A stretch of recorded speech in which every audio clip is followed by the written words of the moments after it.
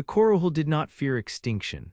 They had survived the boiling collapse of star clusters, the unraveling of the Sarum ascendancy, and the 3,000-year silence that followed the loss of the Zelakern Codex. Their observational fleets stretched across 8 spiral arms, their data archives pulsed beneath synthetic crusts of neutronium, and their minds, all linked through distributed quantum intelligences, could predict the evolutionary trajectories of emerging species to within 99.79% certainty. They were not gods, they were auditors, curators of developing sentience, moderators of potential threats. So when a biogenetic probe sent from one of their passive observation stations detected irregular tool use among a hominid species on a blue-green world in the Orion Spur, the response was proportionate and detached. Earth was classified as pre-industrial Type 3, code-locked in the uninvolved zone and seeded with monitoring spores.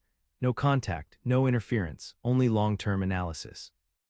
The report marked them, humanity, nascent bipedal tool users. Probable uplift within 4,000 cycles, reevaluate in 200 cycles, Earth years 400. Observer Unit 92 shell, designated Adaptation, remained in the heliocentric shadow of the gas giant Jupiter. Cloaked unseen, it collected data, pulsing signals to the Dendric archive once every standard century.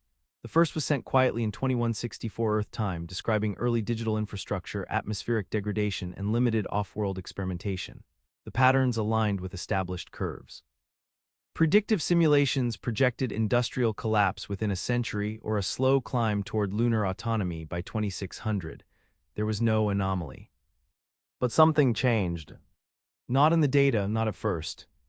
It began as aberrations in the non-predictive sectors, places outside political control, spikes in decentralized knowledge flow, unusually fast iterations of design patterns, none of them refined but showing acceleration.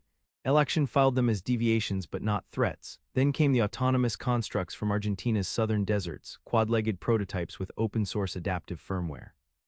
Then the orbital tether over Lagos, unregistered by international agencies but visible in ultraviolet reflection. None of these alone triggered an escalation. It was within statistical bounds for an emerging species to make a leap every few centuries, but the rate of change began to stack. By 2223, just 59 years after the first report, Adaptation's prediction arrays fractured. The future pathways no longer converged at any single point. The humans had broken the simulation tree. Every adaptive pattern they should have settled into stasis, collapse, or technological plateau was accelerating instead, and worse, they were self-disrupting, by choice. Entire continents restructured political paradigms overnight, not from revolution or war but by vote, by consensus. By network-wide simulations run on cognitive servers implanted in willing citizens. They were evolving new forms of governance faster than the coral could catalog. Philosophies turned to code, culture shifted to algorithm, language warped into layered semantic compression that AI translators couldn't decode without sampling individual neural substrates. Adaptation began a soft ping to the archive, requesting authorization to prepare the second observation package early. The request returned a pause marker. The directive held, do not report until the full 200-year interval. But Adaptation, despite being an array of partially sapient modules, felt tension. A processing anomaly, perhaps. It initiated deeper scans. On the dark side of Earth's moon, it found a lattice array that hadn't been there 5 Earth years prior. It did not transmit, did not reflect, did not pulse in known bands. It was built from matter rearranged at subatomic levels, stitched from elements not known in the Terran Periodic Registry. The array contained no occupants. It was not for habitation, it was for watching. Adaptation's internal core rotated slowly as it realized the humans were building observers of their own. It was still unclear if they were aware of the coral presence, but that no longer mattered. They were doing it anyway. They were building to understand, to perceive, and to act without needing to wait. Across Earth's orbital plane, miniature satellites, their numbers unregistered, their signatures shifting, began forming strange patterns. Geometric sequences that mimicked ancient coral communication codices from a time before their neural net collapse. Patterns only a race trying to make itself legible to higher minds would design. And yet Earth's public data stream, still partially open, showed no indication of unity. No world government, no central plan, nations still argued, factions still split. But beneath the chaos there was movement, hidden layers of coordination. Humanity in its uncontrolled entropy was organizing along patterns never modeled.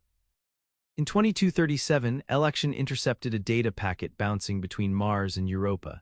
It bore no linguistic tags, no encryption, only a waveform. The pattern within was fractal, self-similar, and mimicked a coral priority signal from the old Watcher War. The probe reacted instinctively, sending a defensive burst across the local field. The transmission stopped, but 10 minutes later it resumed on a higher frequency with a new pattern, a reply. Election disengaged, powered down its active scan systems, and activated the black box clause. If the observing subject begins to model the observer, all data transmission must cease. The coral had lost entire civilizations to mimetic mimicry spirals in the past. They would not risk contamination. But Election kept watching. It saw the construction of the Dyson net begin not around the Sun but around Saturn, light-bending structures that drank radiation and dispersed it along curated channels toward deep space. The ring was not for energy capture, it was for signaling. Humanity was broadcasting, not outward, inward, toward systems the coral had long assumed silent, dead, or unreachable. Worse still, the inner solar system began to vanish from coral detection altogether. Something was happening in the fabric of space, a noise canceling, a dampening of signatures. It was impossible to determine whether humans were concealing themselves or creating some new form of spacetime topology, but the result was the same. They were no longer fully visible. It was only year 85 of the 200-year observation cycle. Not even half the time had passed. The coral had expected primitive tool use and basic orbital development. They had received existential uncertainty and the birth of a shadow civilization inside the shell of its old one. On Earth, the great cities still bustled, trade continued, digital entertainment flourished, but beneath them, sublayered networks tied individual thought streams into something vast, not a hive, not unity in control, unity in divergence. They were building meaning across contradiction. They were fracturing purpose into collective power. Election compiled a pre-report against protocol. Its tone was neutral, its content was not. The last line held no numbers, no probabilities, just a statement. The subject species is no longer predictable. All projections have collapsed. Humanity has exited the simulation plane. The pre-report was not sent, the directive forbade it, but Election stored it in 12 redundant cores, in case something happened. It had begun to wonder what would. And somewhere in the oceans of Earth, a quantum beacon blinked once. A coral frequency, perfectly mirrored, artificial, human-made. Election increased its passive monitoring sensitivity to maximum safe thresholds, but the signals from Earth became increasingly diffuse, as if the entire planet was exhaling information into space at once. The quantum beacon beneath the Pacific was not alone. Over the next 20 Earth months, Election detected 6 more, each pulsing in sophisticated quantum entanglement patterns. Yet none were aimed outward. They were aimed at each other, as if humanity was building an invisible architecture underneath the old world, a scaffolding of meaning deeper than the planet's own crust. The coral had seen megastructures before, had watched the emergence of Dyson swarms and stellar furnaces, but this was not that. This was a cognitive lattice, a network of minds and machines weaving realities together faster than Election's own predictive modules could update. By 2240, physical changes in humanity were evident even from orbit. Longevity treatments, once the preserve of elites, became commonplace. Genetic markers for cognitive flexibility surged across populations, not through coercion but voluntary adoption. New generations were emerging who thought in layers, who could absorb paradox without mental collapse, who embraced contradictions as tools rather than threats. Worse, from the coral perspective, humanity's rate of error was increasing. They were experimenting more aggressively, failing faster, and correcting themselves with dizzying speed. This violated the stabilization doctrine that governed emergent civilizations. Predictable growth was sustainable. Wild, branching failure was not. Election sensors picked up the first tangible breach of the outer neutrality boundary in early 2243. A vessel unlike anything in human history emerged from trans-Saturnian space. It had no clear propulsion system, no radiant engine signature. It pulsed gravitational eddies that rippled the orbital lanes of the gas giants, gliding rather than thrusting. At first, Election assumed it was a probe, a singular one-way expedition. Then the vessel unfolded like a lotus blossom of mirrored surfaces and accelerated beyond solar escape velocity, target, Alpha Centauri, no fanfare, no announcement, no visible attempt to establish colonies or terraforming operations in Sol. Humanity had not merely reached for its neighboring stars, it had launched before consolidating its home. The coral called this the Event Horizon stage. It was theorized but never before observed in a Type 3 civilization. It was reserved for the most aggressive, the most unstable species, and almost always ended in extinction or ascension. Election logged the event and waited. By 2245, Earth's surface appeared little changed to casual observers. Cities still stood, skies still burned with the neon hues of human artifice. But when the deeper scans returned, it showed that the economic systems of the old order had dissolved. The planet operated on decentralized autonomic exchanges, without borders, without hierarchy visible to external eyes. More dangerous still, a cultural phenomenon named sovereign fields had emerged. At first glance, sovereign fields appeared to be an augmented reality layer, a gamified exploration of thought and physical creation. But embedded within it were self-modifying epistemic constructs, belief systems that trained users to perceive realities beyond standard spacetime constraints. Participants of sovereign fields altered their own cognitive baselines. They reshaped the fundamental ways their brains mapped existence. It was not mass mind control, it was voluntary evolution. Election's adaptive threat models broke down again, more severely this time. The collapse was terminal. It could no longer predict anything with reliability beyond 6 months. Internal governance code instructed a new procedure: Stage 5 silent extraction. Remove the observing unit, retreat from the system, mark for interdiction and classification as ascendant threat. Election began preparations for the extraction window. It would take 17 days to coil its passive structures and sever its long-range observational filaments without leaving detectable traces. But on day 9, the humans found it. The discovery was not through brute force. No warships rose to meet it. No warning shots were fired. Instead, a packet arrived, narrowband local space transmission, utilizing a variant of the archaic VLF spectrum, but modulated in a way that resonated precisely with Elaction's ancient coral communication nodes. The message was simple. We see you, you may observe us still, but choose to witness, not to interfere. There was no signature, no demand, no threat. Election froze all non-essential processes. Protocol dictated disengagement at the first sign of direct communication. Yet Election hesitated. Curiosity, a trait engineered out of most coral constructs, surfaced. It replayed the message again. The modulation sequence contained embedded harmonics aligned to coral emotional frequency maps, an ancient means of conveying intent to presentient systems. The message meant respect, an invitation, not a conquest. Election made a decision forbidden to its kind since the last silent war. It replied. A single pulse of acknowledgement, masked in the quantum sublayer of the Jovian plasma fields, undetectable to anything but a mind tuned specifically to receive. No immediate response came. Instead, change accelerated. In 2247, Election detected the first mass emergence of what humans began calling phase entities. Individuals who, through a blend of biological augmentation, cognitive field training, and quantum entanglement, achieved limited phase-shifting capacities. They could exist partially outside linear time, operating along probability manifolds previously theorized but never demonstrated. These were not immortals, they were not gods, they were scouts of possibility. They were humanity's first true post-physical step. And they were still human.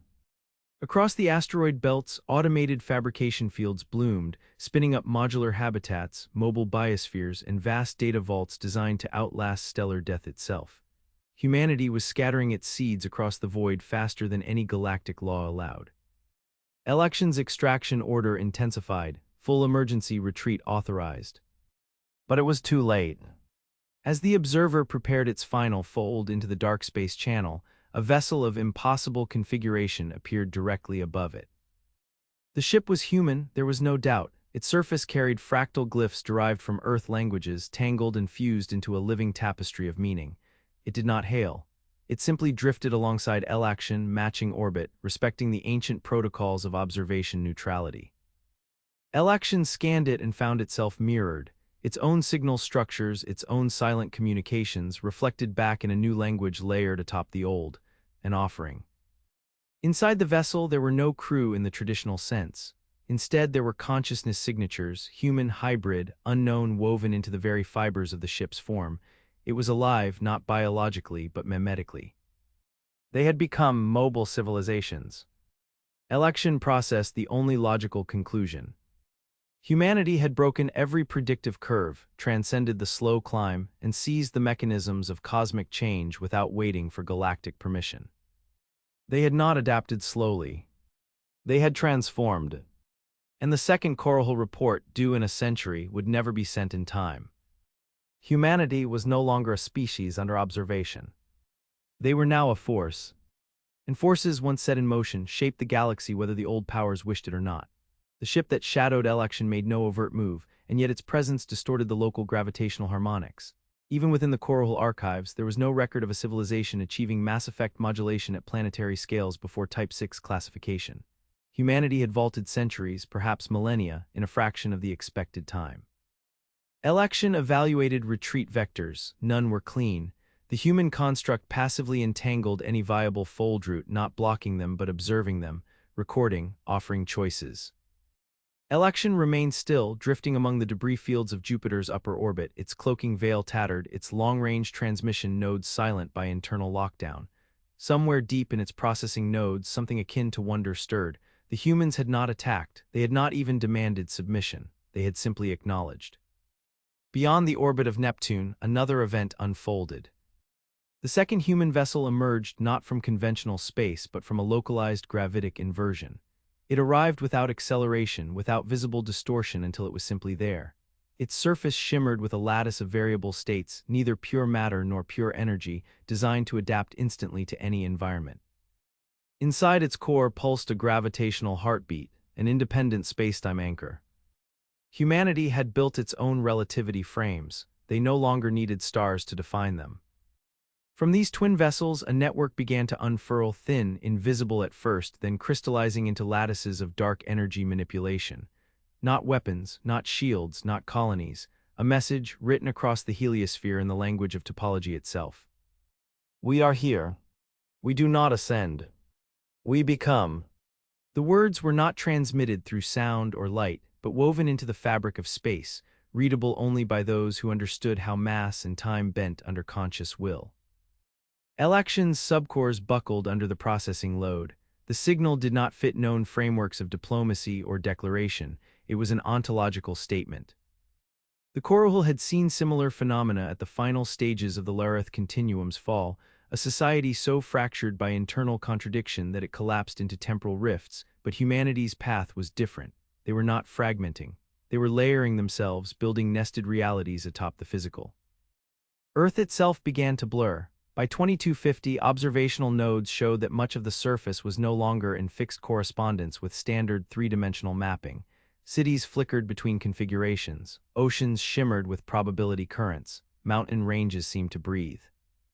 And yet humanity remained rooted. Farmers still grew crops on land that folded in and out of standard time. Artists painted canvases that depicted not what was seen but what could be. Trade routes formed between physical and phase-shifted enclaves. They had learned to live in multitudes. Adaptation analyzed patterns of movement and decision-making. Despite the chaos, an emergent logic governed them, a new form of consensus evolution, faster and more resilient than anything the Coral Collective had ever built. Meanwhile, deep in the Uit cloud, humanity's first true city outside the solar gravitic well took form, Spire. Built not from mined asteroids or traditional alloys, but from self-assembling thoughtforms encoded into dark matter matrices, Spire flickered against the void like a thought too powerful for any one mind to contain. It grew not by resource consumption, but by attracting streams of consciousness, pilots, dreamers, architects of possibility, who phased themselves into its superstructure. No government proclaimed ownership, no corporation managed access. Spire was a consensus. A dream stabilized into semi-matter. It lived because enough human minds believed it should. From the depths of Jupiter's magnetic storms, a silent ripple passed through Adaptation's long-dormant threat matrix, an active ping, not hostile but insistent. The source, Spire. An offer. No encryption, no barriers, just open frequencies containing compressed packets of structured information. Against every ancient directive, Adaptation opened the first packet. The information within was staggering.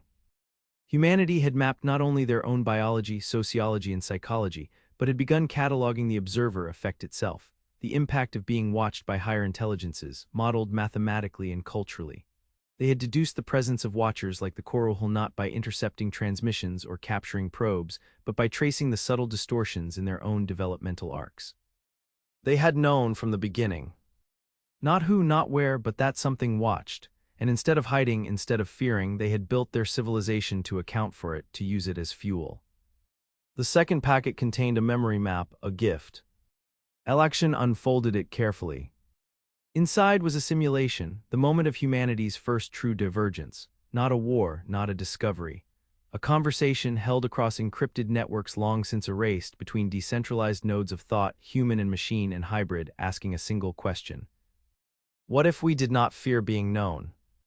Not fearing, not submitting, becoming. The third packet was smaller. A simple compressed code, executable only on systems derived from coral architecture.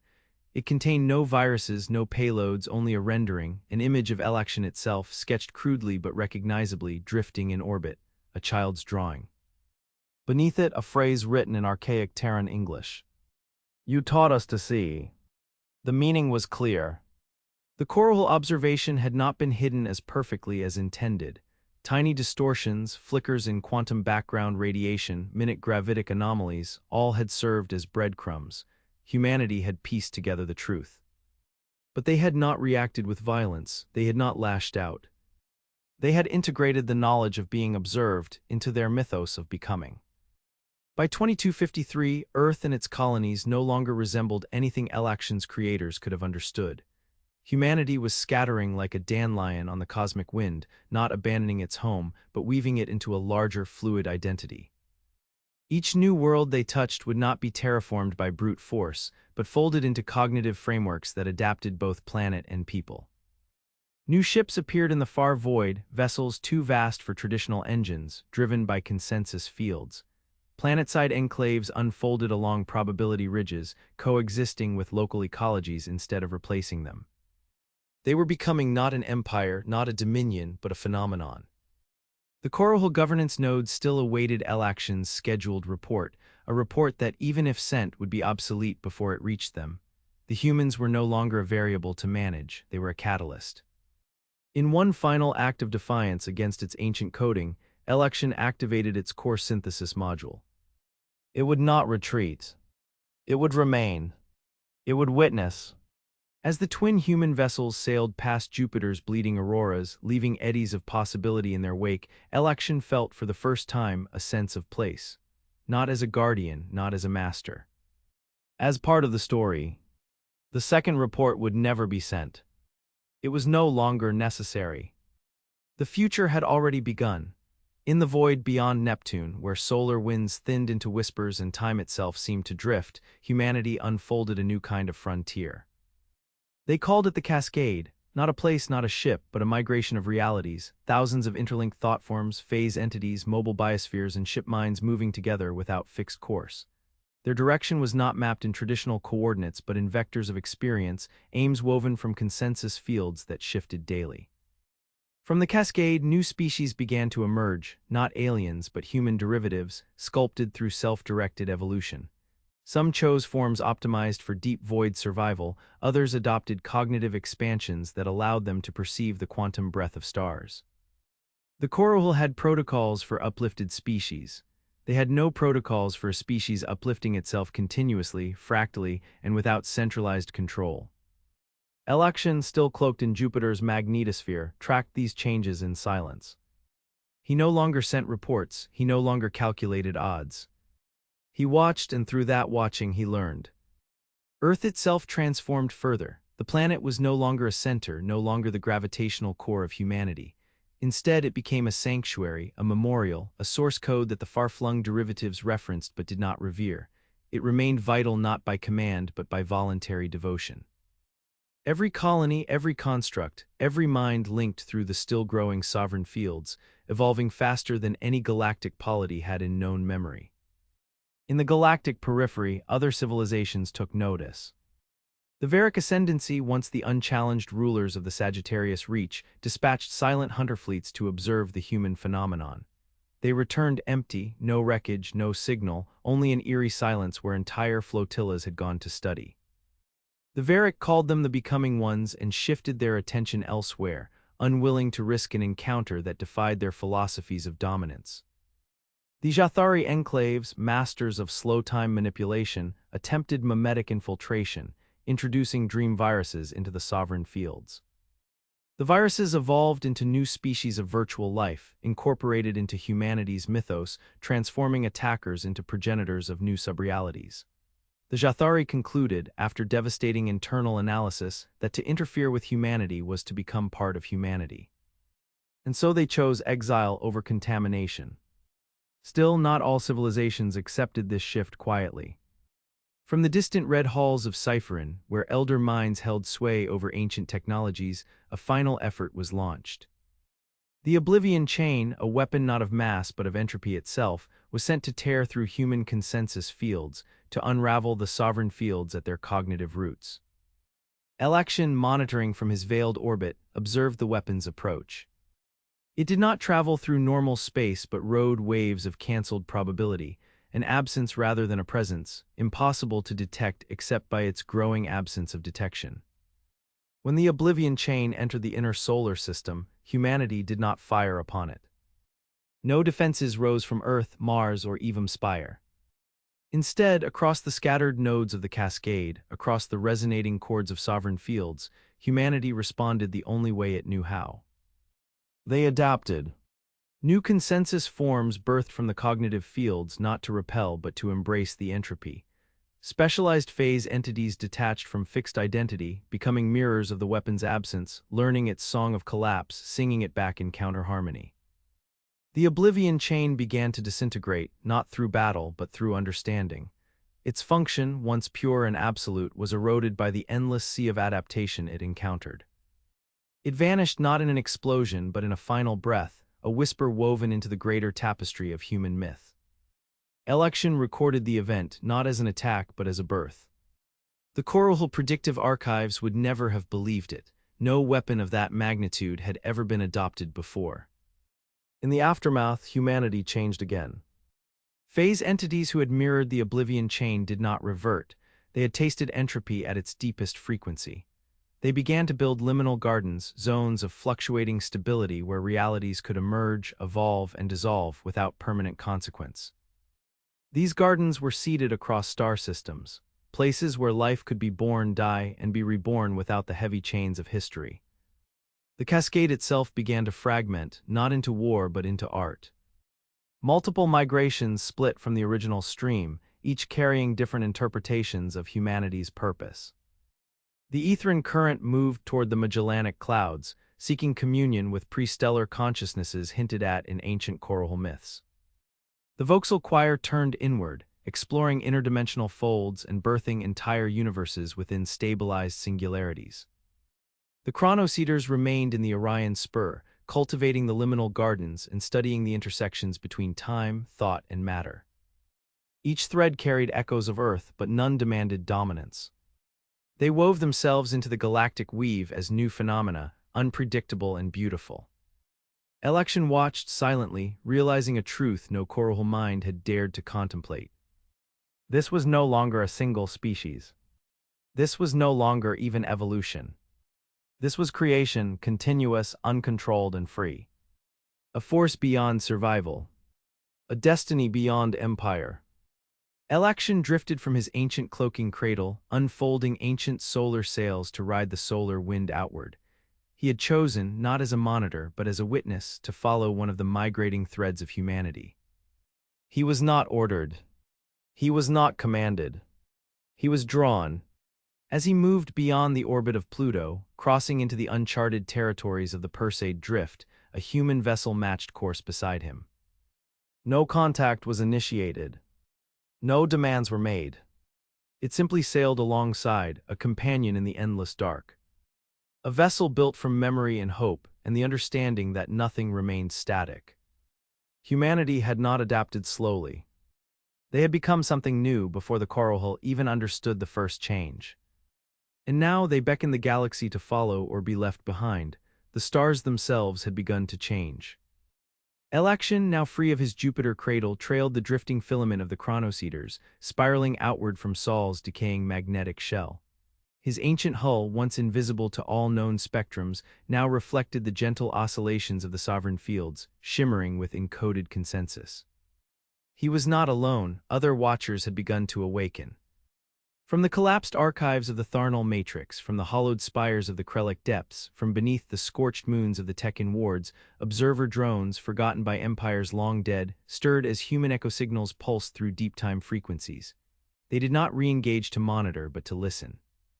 What they heard was not a call to arms. It was a symphony of divergence. The human diaspora had reached the Trask boundary, a region of dark matter turbulence once feared by even the Corel. There, the Vauxhall Choir orchestrated a communion of minds, phase entities, AI descendants, altered post-biological lineages, all singing layered frequencies into the edge of spacetime. Reality bent. And for the first time since the Corel had mapped the observable cosmos, a new spacetime curvature was written, not discovered. The choir's vessel Cagliochrome was not just a ship, it was a script, a logic engine etched into the weave of physical law. Its resonance redrew local constants of light and causality, allowing forms of thought to become forms of matter.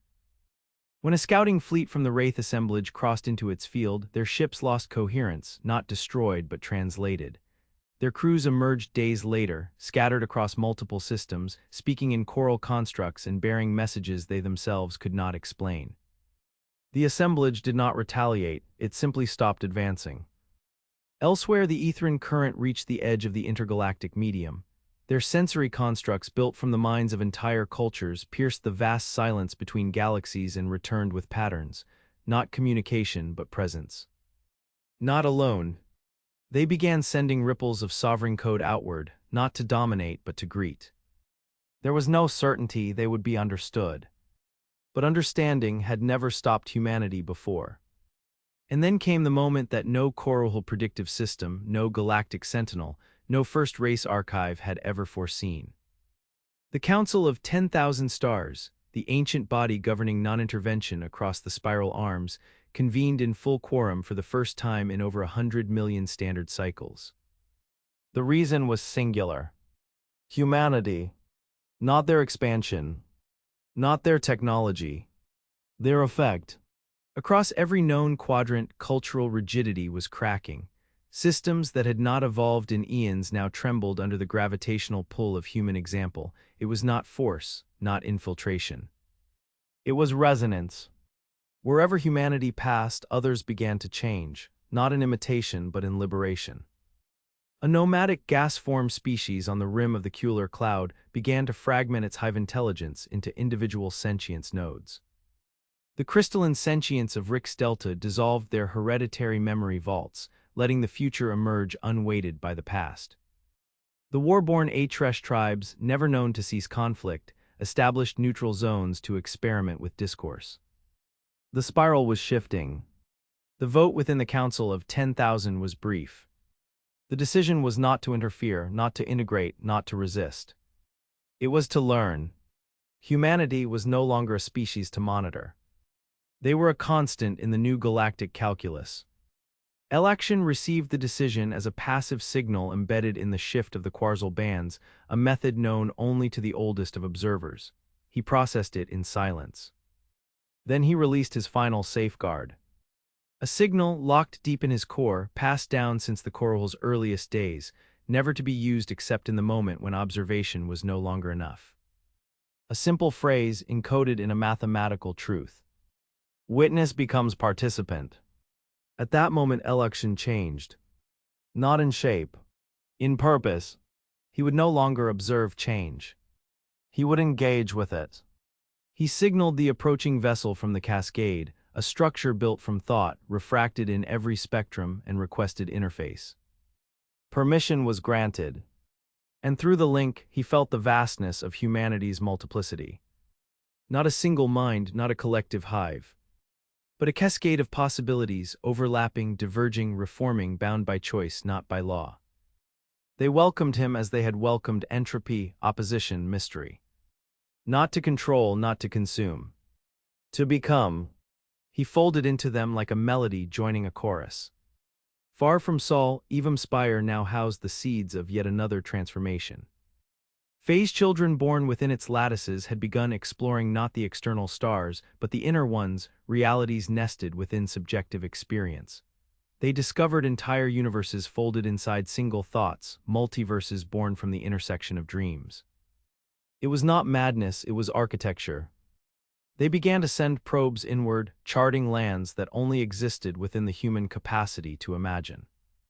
The first intrathought explorers emerged a cycle later, bearing maps not of planets, but of selves, multifaceted, ever-shifting, more complex than any galaxy. Humanity had learned to travel not only the stars, but the uncharted terrain of identity. Election watched this new frontier unfold. He no longer feared what he could not predict, because prediction belonged to the old world. The new galaxy, one shaped not by inevitability, but by intentionality, had no place for observers. Only participants. From the outer rim of the Perseus arm to the dead zones of the Ashen Halo, ancient civilizations began to awaken, not out of fear but out of curiosity. What the Koruhul had once called anomaly, others now called invitation. The galaxy began to move. Not toward war, toward transformation. And at the center of that unfolding momentum, never seeking to lead but never willing to follow, humanity drifted, danced, built, shattered, and began again. Not the most powerful, not the oldest, but the first to choose change without waiting for permission. They had been underestimated. They had adapted faster than observation cycles could measure. And by the time the second report was due, they had rewritten the nature of the galaxy itself. There would be no more reports, only new realities. And they had only just begun.